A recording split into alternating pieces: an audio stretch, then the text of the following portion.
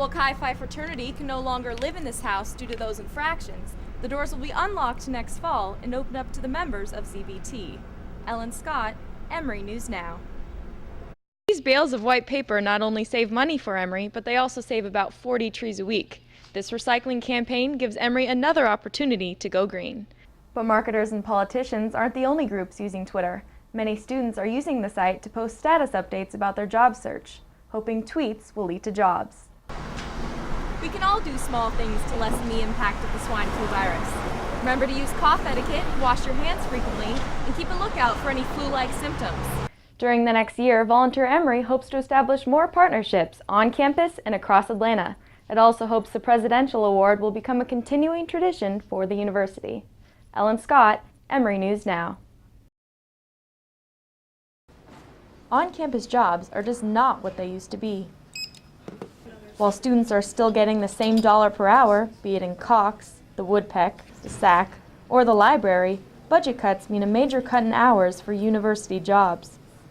Actually, I feel like I've gotten less shifts, but I don't know if that's because there are more students or people maybe just looking for more money, so they're more aggressive in getting shifts, but I've cut down a little bit.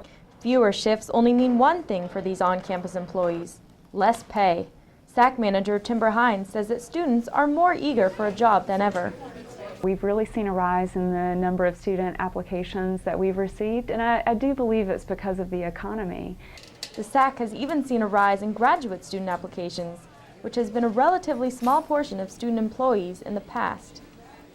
With the limited number of hours available and the rising application rates, it's a real battle to find a job on campus at Emory. Senior Lisa Roseman has gone from working about 5 shifts a week to working 1 as a lifeguard at the University PE Center. For somebody like me that's not work-study, this was my one place where I knew I could get a job, and now my hours have been cut here, which has forced me to go off campus to get a job. So, I mean, that sucks because then I'm paying gas and driving, and it's more of a time commitment.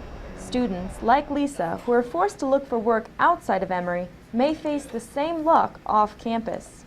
Ellen Scott, Emory News Now.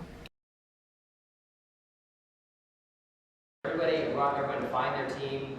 8 teams of 5 students from various concentrations met for the first time on Tuesday and got right to work on global hunger. We have 2 people from the Rollins schools. We have 1 from theology. We have 1 undergrad, and me from the MBA program. Team 1 spent over 35 hours sharing knowledge, doing research, and compiling their final presentation. Each of us has different skills, and we use our different skills to solve the problem. So I'm the number cruncher.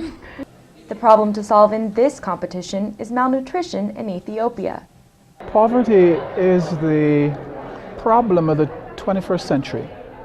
It's the number 1 problem.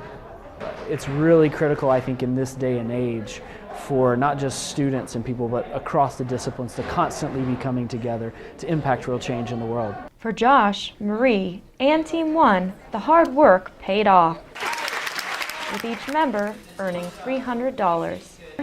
It feels great. The money is nice, but the feeling of winning is great. The benefits of this campus-wide case competition go well beyond the actual prize money. I think every team will, more importantly, take home a great lesson in relationships with one another and really build bridges between schools. That's really what it's about. In this case, it's about building relationships across schools, solving world hunger, and having fun at the same time. Ellen Scott, Emory News Now.